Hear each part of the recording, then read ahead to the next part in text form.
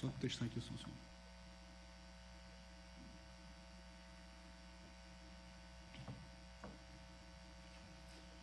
Bom dia. Um prazer enorme estar aqui. Queria inicialmente agradecer aos funcionários do BNDES. Esse é o primeiro encontro que a gente faz aqui com todos juntos, mas será o primeiro de muitos, tenho certeza. É um privilégio enorme ter me juntado a vocês e nessas 2 semanas foram maravilhosas. Então, obrigado pela presença dos funcionários que vieram aqui nos prestigiar. Queria em seguida agradecer ao presidente Jair Bolsonaro e ao ministro Paulo Guedes por terem confiado em mim, por terem me dado a honra e o privilégio de conduzir essa maravilhosa instituição de desenvolvimento. Queria agradecer as demais autoridades aqui presentes. Queria agradecer minha torcida organizada que veio aqui, família e amigos. Sempre importante ter esse suporte. Queria fazer um agradecimento especial agora ao professor mais importante que eu tive na minha vida. Muitos de vocês tiveram aula com ele, mas eu tive o privilégio de ter muita aula particular, desde pequeno. Então, professor Montesano, conhecido aqui na Eixo Financeiro Acadêmico. Levanta aí, pai. Queria pedir uma salva de palmas aqui ao professor Montesano.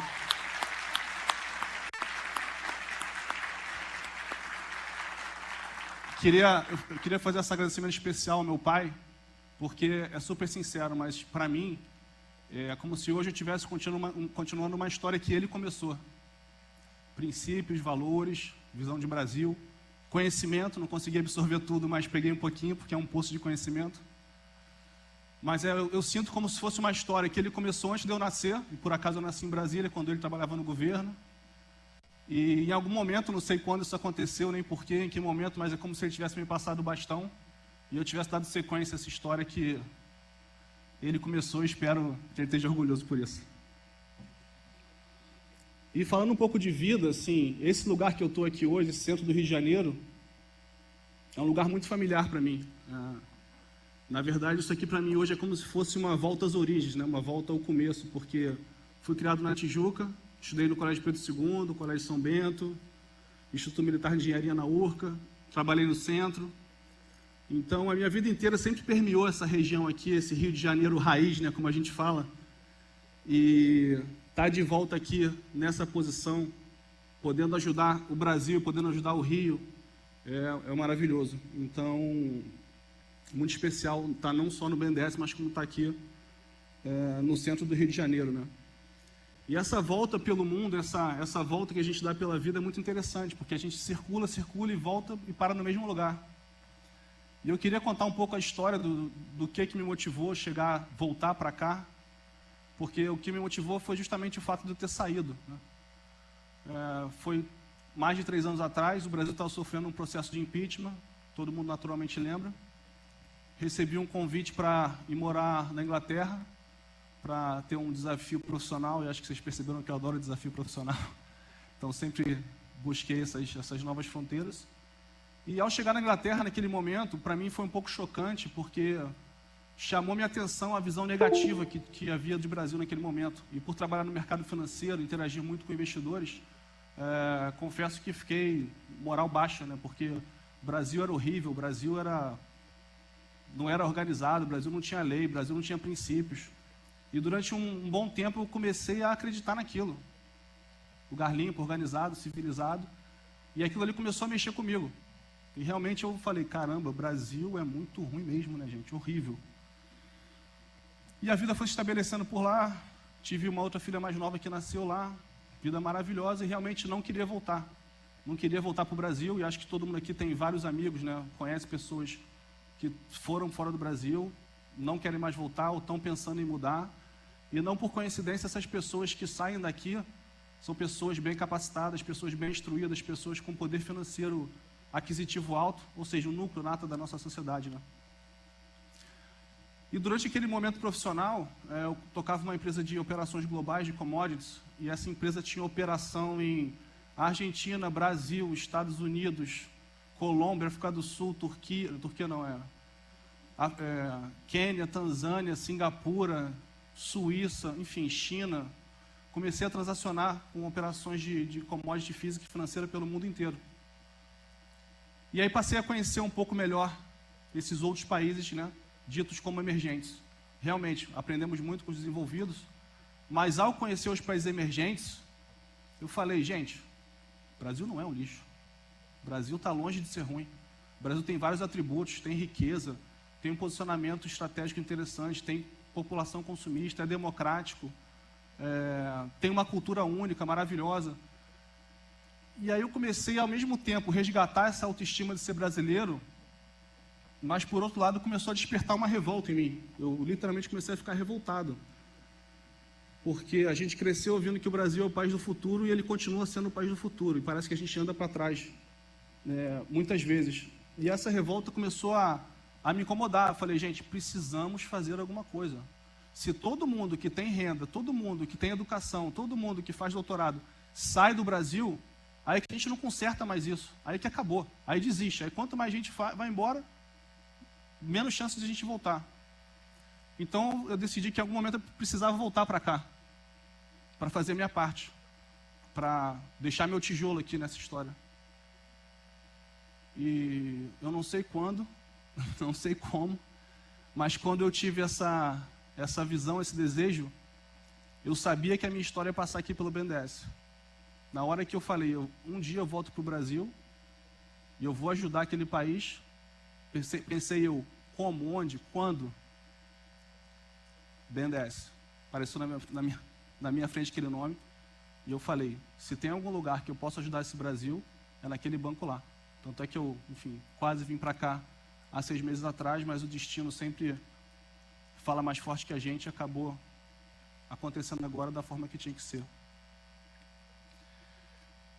E agora eu acho que eu estou entendendo, né, com mais clareza, por que o BNDES, né? Por que eu tive essa intuição lá atrás e agora eu estou vendo com detalhes e minúcias de que realmente a intuição estava certa.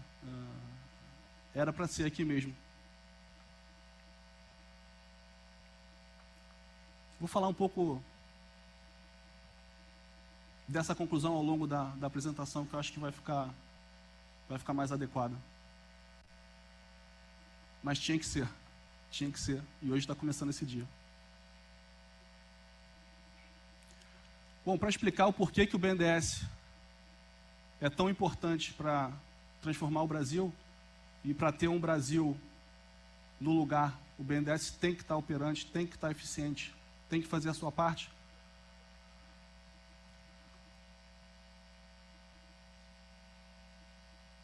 É importante a gente contextualizar o cenário trágico que a gente se encontra hoje, né? A economia brasileira está em colapso. É uma das maiores crises que nós tivemos nas últimas décadas.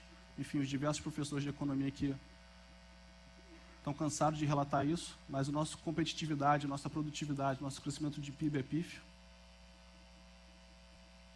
A gente tem 30 milhões de pessoas sem emprego no Brasil. Não são 1 milhão, 2 milhões, 10.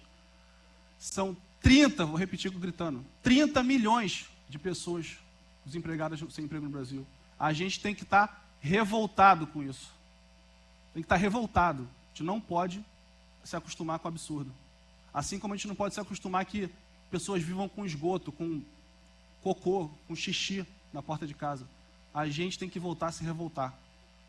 E hoje o cenário é revoltante. Hoje o cenário do nosso país é trágico. E a gente não pode errar. A gente não tem outra chance. O Estado cresceu demais. Política econômica, né? Princípios econômicos anteriores. Era de um Estado grande, de um Estado empresário, de um Estado endividado. E exageramos na dose. Então a função nossa hoje, o principal desafio da política econômica corrente é desfazer o estrago que foi feito nos últimos anos. É desalavancar o Estado, é reduzir a participação do Estado na economia, é tornar o Brasil mais produtivo. Nesse mundo moderno, sem barreiras de competição, se a gente não tiver produtividade, vamos ficar para trás. Então, isso aqui é o que o BNDES vai fazer.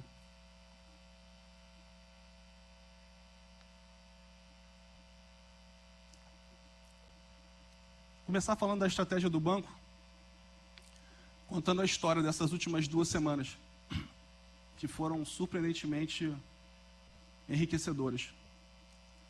Nos meus 2 primeiros dias de banco,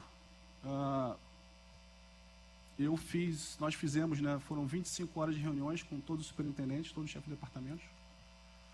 Naturalmente, isso era importante para conhecer o banco, conhecer as pessoas, entender como elas pensavam, né, verem a minha figura, a gente começar a interagir como colaboradores profissionais. E eu fiz a seguinte pergunta para todos os membros de todas as reuniões. Qual é o propósito do BNDES? Por que esse banco está aqui? E foi muito, muito curioso o resultado. Esse vídeo aqui, ele mostra exatamente quais foram as respostas unânimes. 90% das respostas do vídeo, das reuniões, foram esse vídeo aqui. E só para lembrar, esse vídeo aqui foi gravado há mais de 1 ano, então não tem nada ensaiado. Na verdade, eu nem conhecia o vídeo, ouvi, né, em loco as respostas, e essa semana, quando a gente estava preparando a apresentação, me mostraram esse vídeo aqui, quando a gente estava tocando esse tema. Eu achei sensacional, porque parece que foi na mesma reunião que eles estavam. Então, pediria para mostrar aqui o vídeo.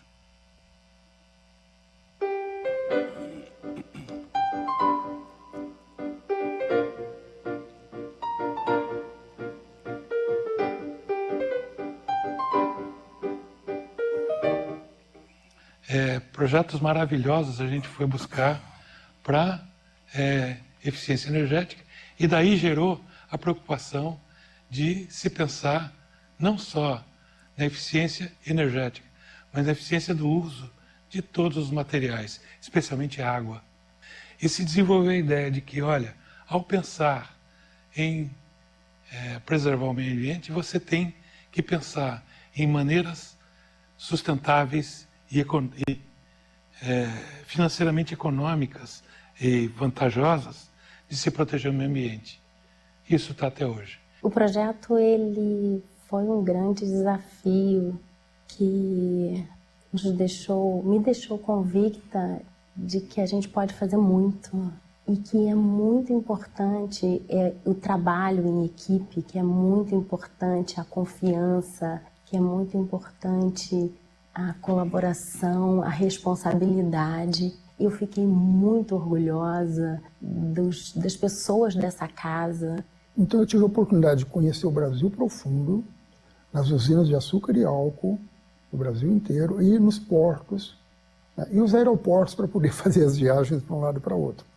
Isso permite a gente ter uma visão do que é desenvolvimento econômico, um país mais justo, com mais oportunidades, não é?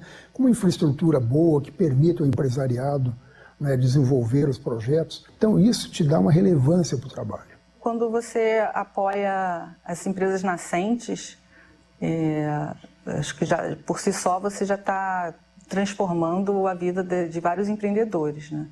Até então, as melhores cabeças, né, do Brasil acabavam indo para o exterior para tentar empreender. Mas a gente espera que com esse fundo a gente consiga reter um pouco desses empreendedores no país e que a gente consiga desenvolver tecnologia brasileira. Quando você nem imagina, está fazendo parte de um time ali que começou pequeno e que vai elaborar um projeto, né, que tem a ver com política pública, com geração de conhecimento.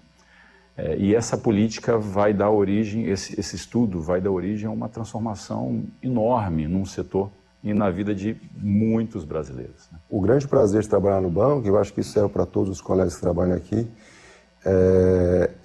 acho que é o sentimento de legado, né? Todo mundo que trabalha aqui no banco sabe que está contribuindo para algo que vai ficar por gerações, né?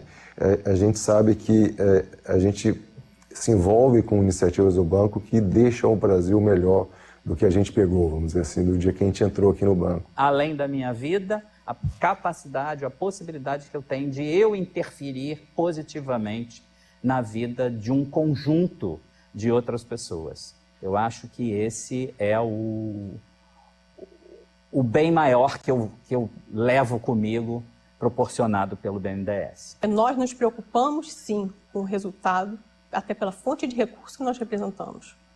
Mas a gente se preocupa muito mais com o brasileiro, com o país, uma noção de desenvolvimento sustentável, de longo prazo e perene, e que mantenha toda a dignidade e a cidadania de todos nós, todos os brasileiros.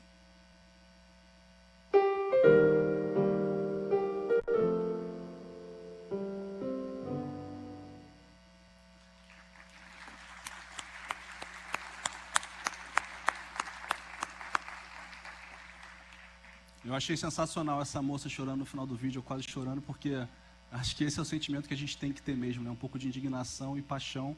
Eu acho que ela ilustrou muito bem. Mas esse vídeo, ele mostra para vocês exatamente a resposta que nós tivemos das 110 pessoas, 120 pessoas dessas reuniões. Tá? E por que eu fiz essa pergunta? Qual foi o objetivo por trás de fazer essa enquete? Eram dois objetivos, né? Primeiro, para entender se aquela estratégia que a gente estava pensando para o banco, ele ia se encaixar no propósito, né, que a instituição via para si, qual que seria a adesão. E como vocês vão ver, foi quase que total. E segundo, para tentar medir qual seria o nível de dificuldade da gestão de recursos humanos que a gente teria na empresa. Porque quando você começa a fazer um planejamento de gestão, na atualidade, a primeira pergunta que se vem, o primeiro box, né, para se preencher, qual o propósito da sua empresa, né? Aquela antiga visão da missão, hoje em dia está sendo alterado pelo que chama-se de propósito. E vindo da iniciativa privada, é muito curioso, porque toda empresa privada, todo banco privado, ele tenta, de alguma forma, pegar aquela missão, né, que por trás dela é o lucro, de alguma forma, né, remunerar o capital dos acionistas, e embutir ali dentro algum propósito de transformar a vida das pessoas, melhorar nossa sociedade, integrar mais as famílias.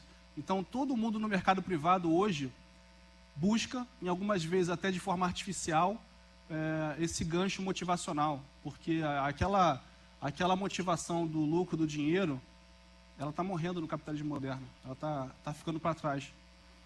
E para mim, que passei a vida inteira, né, de ir do outro lado do muro, quando piso aqui dentro do BNDES, dessa instituição de desenvolvimento, é maravilhoso. É impressionante porque a fundação do banco, a criação do banco, traz quase que no estatuto social do banco isso aqui. Então, a brincadeira que eu tenho feito desde então é que o trabalho de gestão, né, de recurso humano desse lugar aqui, dessa empresa, ele já está metade resolvido. Porque uma vez que as pessoas sabem para onde vir, e foi impressionante como eles foram uníssonos na direção, vocês, né? Sabem para onde ir. E mais que isso, esse propósito é o propósito mais nobre que acho que uma pessoa pode ter na sua vida, trabalhar pelo seu país, trabalhar pelo seu povo. A brincadeira que eu faço, gente, a outra metade é fácil, né? Porque a nossa base já é muito sólida. Então, eu fiquei até muito surpreendido com esse resultado. E me deu um grande otimismo. Tanto por essa, vamos dizer assim, simplicidade, não me entendo errado, mas por essa capacidade de entregar o que a gente está querendo, quanto pela adesão da nossa estratégia de desenvolvimento de Brasil, né? Nesse momento de economia moderna, o que mais se fala é em capitalismo consciente, é impacto social. E acho que o BNDES, com a capacidade que esse banco tem de se reinventar, se você for ver ao longo dos 67 anos, quantos ciclos o banco foi passando, ele foi se adaptando ao cenário econômico e se remodelando. Quando você soma essa capacidade, eu vou chamar de adaptabilidade histórica do banco, a essa missão de propósito, a gente vai transformar o Brasil. Esse banco aqui vai transformar o Brasil. Tenho certeza disso. E é por isso que eu fui me juntar aqui a esse banco, para a gente poder fazer isso acontecer. Tá? Vou mostrar agora com um pouco mais de detalhe técnico como isso vai ser feito.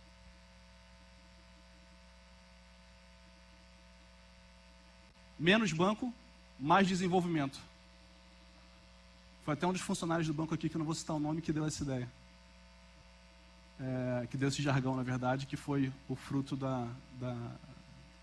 das reuniões. E um conceito muito presente nesse capitalismo moderno é a questão de sustentabilidade. Hoje o lucro não é mais o primeiro item de prioridade das empresas, é o terceiro, quarto, quinto. Novamente, a primeira prioridade é o impacto. E acho que o BNDES, nos últimos anos, pelo desafio de alocar bilhões de recursos, né, em capital, que essa era a missão que foi dada ao banco, ele tornou-se muito banco. Então, o banco hoje é medido, basicamente, ele se mede, né, sua produtividade, seu sucesso pelo crédito, empréstimos, desembolso. Então, a gente vai continuar fazendo isso, isso vai ser uma atividade ainda importante do banco, mas ele vai ser um pouquinho menos isso e focar mais um pouco no desenvolvimento. E por essa mesma razão da dificuldade de alocar recursos, e não é fácil você alocar 1 trilhão, 600 bilhões de reais, não é fácil, o banco acabou competindo e entrando em áreas que a economia privada consegue irrigar. Isso, para a nossa sociedade, é ineficiente. O banco não precisa, não deve competir com o privado. Onde o privado já provém o serviço, ele vai fazer de forma mais eficiente. Vamos guardar o recurso do Estado, o dinheiro do Estado, para irrigar onde não está sendo feito. Então, essas duas filosofias, eles são pilares importantes desse novo reposicionamento do banco. E o que a gente quer ser? O que a gente vai ser nesse desenvolvimento? A gente quer ser um banco de serviços. A gente quer prestar serviço para o Estado brasileiro. Como eu falei aqui no começo, o Estado quebrou. O Estado brasileiro não tem dinheiro para pagar a luz. Não consegue ter tempo e foco para melhorar a segurança da população. Nosso sistema de saúde é caótico. E, ao mesmo tempo, o Estado está ali, gastando dinheiro em atividades empresariais, está com excesso de patrimônio que não consegue trabalhar. Então, usando a nossa tecnologia, usando o nosso patriotismo, a gente vai prestar serviço para esse tão cambali do Estado. A gente vai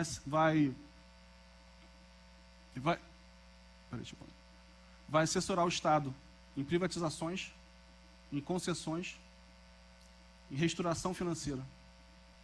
Na parte de crédito, de novo, continuaremos fazendo crédito, mas principalmente para onde a gente não tem capital privado. Saneamento, infraestrutura, soluções privadas para problemas públicos, financiar a fábrica de projetos. E por que o BNDES é único para fazer isso? Por que só a gente tem escala, tem capacidade para executar essa missão tão grande nesse país de 200 milhões de pessoas? Primeiro porque o banco, ele conhece o Estado como poucos. Ele conhece o Estado, às vezes, melhor do que o próprio Estado. O conhecimento de Brasil que eu encontro aqui dentro me impressiona. Cada conversa que a gente faz, você vai puxando um fio sobre Brasil ou qualquer setor, é um poço de conhecimento. Isso aqui é difícil replicar. Eu diria até que é irreplicável hoje. A nossa marca, essa história de 67 anos de banco, como formador de política pública, como peça importante em várias mudanças de rumo da nossa economia, do nosso país, trouxe ao banco essa capacidade de funcionar como um hub, um centro de think tank, um centro de debates, um centro de formação de políticas públicas. Então as coisas orbitam aqui em torno do banco e essa capacidade de atrair pessoas, de atrair cérebros, de atrair ideias, é um ativo intangível que só esse banco tem. O banco é perene. Os funcionários do banco são funcionários de carreira. Quando você interage com o Estado, você não pode pensar no teu lucro do final do ano, do teu bônus. Você tem que pensar qual é o impacto para o povo daqui a 10 anos.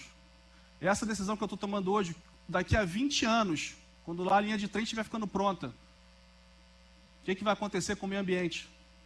Você tem um corpo de pessoas que vai estar daqui a 20 anos, se não eles, né, como a história do meu pai, alguém que sente que pegou o bastão da gente, absorveu aquilo ali, tenho certeza que vai ter a maior nível de preocupação e cuidado de tratar bem essas decisões. Só esse banco tem isso. Ninguém no Brasil ou no mundo pode se replicar a gente. Facilidade de contratação com o setor público. Na hora que você tem uma instituição privada interagindo com o setor público, você naturalmente tem questões de governança, tem questões de processuais a serem consideradas, existe assimetria de informação e de conhecimento, e a gente tem essa facilidade. Nós somos um ente público. E a gente não está focado no lucro. Novamente, é a sustentabilidade. Vamos cobrar pelos nossos serviços? Vamos. Temos que cobrar pelos nossos serviços? Temos, porque o banco tem que ser sustentável. Agora, a gente vai cobrar o necessário para cobrir o nosso custo. Mesmo tendo a oportunidade de fazer um ganho a mais em alguma operação, a gente não vai usar isso. Então, a gente traz a segurança para o nosso cliente Estado, que essa relação será uma relação balanceada. Que a gente vai trabalhar no propósito, que a gente tem conhecimento, que ele pode contratar com a gente e que a gente está aqui só focado no bem do Brasil. Então, isso aqui é um mar de oportunidades para a gente. O Estado brasileiro tem trilhões de ativos a serem reestruturados, tem milhões de concessões a serem vendidas, tem diversas empresas a serem privatizadas. E ninguém está mais bem posicionado ou tem capacidade de executar essa missão além da gente. Espera aí.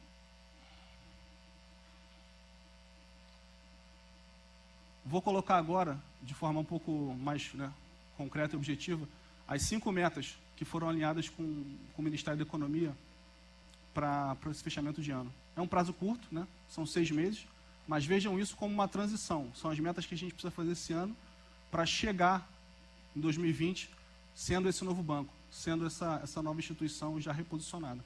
Tá? Isso aqui está alinhado com o ministro. Não são fáceis, têm seus desafios, mas são totalmente atingíveis. E sempre que cada um de vocês for envolvido em algum tema que trate dessas 5, pediria da prioridade, que para a gente é importante nessa passagem para cruzar essa ponte. Primeira delas, explicar a caixa preta para a população brasileira. O banco está sendo atacado. A imagem do banco está extremamente questionada. Hoje questionam a credibilidade do banco, questionam a transparência, questionam o patriotismo, questionam a capacidade do banco de prover informações. Eu diria que isso aqui não é nem a meta 1, é a meta 0. A gente precisa virar essa página. Então, dar todas as informações necessárias, explicar tudo o que tiver que explicar, abrir toda a informação que o cidadão brasileiro quiser ver, sem entrar no mérito, se já foi disposta ou não foi disposta, a gente vai fazer. A gente vai virar essa página. Porque se a gente não conseguir virar essa página, isso aqui vai ficar uma nuvem cinza em cima do banco, como está sendo há anos, e o banco aos pouquinhos vai deteriorando sua imagem, deteriorando sua credibilidade, as pessoas não vão querer se aproximar da gente. Então esse aqui é o marco zero da nossa estratégia. A gente precisa virar isso aqui, recuperar nossa credibilidade, mostrar para o povo brasileiro que nós somos sim patriotas, que nós somos sim transparentes, e montar o banco de serviço. Segunda meta, acelerar a venda de participações da BPAR, da Bendespar, né? O banco hoje tem cerca de 110 bilhões de reais em ações da BPAR, tá? E essas ações são ações que a gente chama de maduras, são empresas grandes. Tá? A gente não tem uma meta de vender tantos bilhões esse ano, tantos bilhões ano que vem, até porque as condições de mercado a gente não controla. Agora, uma coisa é certa, você negociar ação especulativamente em bolsa de valores gera sim um ganho financeiro. Quando a ação da Suzano sobe, legal, o banco gerou um lucro. Agora, a pergunta que a gente tem que se fazer é: qual o lucro disso para a sociedade? Qual o valor que a gente criou para o cidadão brasileiro a ação da Suzano subir? Nenhum. A gente teve um lucro especulativo, assim como qualquer investidor privado pode fazer. A gente tem que pegar esse dinheiro aqui e passar para cá. A gente tem 16 bilhões de reais de saneamento, enquanto a gente tem 53 bilhões de reais de ação de Petrobras. Tinha que ser ao contrário, tinha que ter 160 bilhões de saneamento e 1 bilhão de Petrobras. Então, quando a gente fala de vender a BPAR, tem nada contra o negócio é bacana, o negócio é lucrativo, interessante. Mas a gente, como Banco de Desenvolvimento, Banco Brasileiro, tem que ter o lucro financeiro, mais o lucro social, mais o impacto na sociedade. E as empresas maduras já fizeram essa função. Então, hoje, não é uma alocação inteligente de recurso para o cidadão brasileiro estar especulando em ações de bolsa de valores. Terceira meta, continuar a devolução de recursos do BNDES ao Tesouro Nacional. E também só contextualizando aqui um pouco de ordem de grandeza, tá? Hoje, o Tesouro Nacional, né, o cidadão brasileiro, tem 330 bilhões de reais aplicado no BNDES, tá? Isso aqui é quase, ajuda aí, professor Montezano, 7% da dívida líquida pública federal. Então, é um número substancial. Se você somar quanto o cidadão brasileiro tem investido em valor de mercado ou patrimonial, se a empresa for fechada, Petrobras, Caixa, Banco do Brasil, Eletrobras, todas as demais estatais federais, todo mundo, esse valor é 260. Então, o dia que a gente terminar de devolver esse recurso ao Tesouro, que é a linha de cima, o patrimônio do banco ainda vai ser 90 bilhões de reais. Ainda assim, o banco será, mesmo depois de devolver o recurso, o principal investimento do governo federal em qualquer empresa no Brasil. Então, assim, é importante a gente entender a ordem de grandeza de que o governo está quebrado, está sem dinheiro, esse dinheiro faz falta para o cidadão, e mesmo depois disso acontecer, nós somos a maior estatal federal do Brasil, de longe. Então, tudo normal, é só um ajuste financeiro, não tem nada fora da curva aqui, não quer dizer que o banco vai fechar, pelo contrário, é só um ajuste de capital para a gente poder ser aquele banco, menos banco, mais desenvolvimento. Então, vamos concluir a devolução dos 126 bilhões de reais ainda esse ano, e isso aqui é uma estratégia que já está acontecendo há anos, a gente está só continuando ela.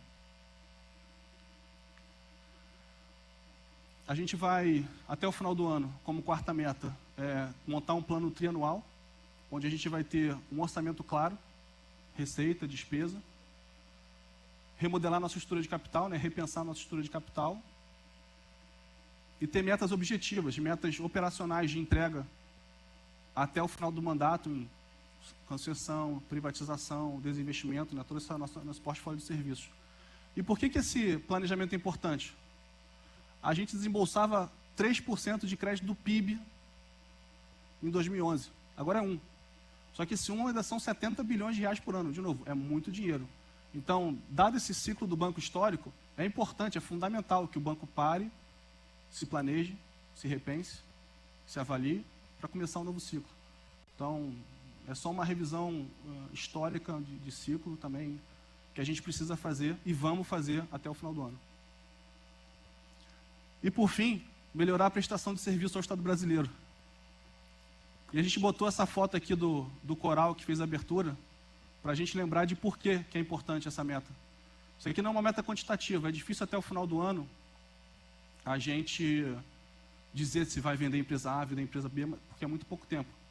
Mas a gente quer, até dezembro, que os nossos clientes, ministro Tarcísio, ministro Onyx, secretário especial Salim, governadores, prefeitos, nosso cliente Estado, eles olhem para o BNDES e falam, caramba, esse cara é transparente, esse banco me ajuda, esse é um banco do desenvolvimento, esse é um banco patriota.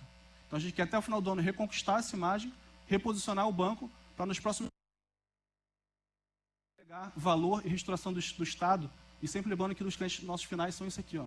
Esses são nossos clientes finais. Então até o final do ano a gente quer dizer para eles que a gente é menos banco e mais desenvolvimento. Obrigado.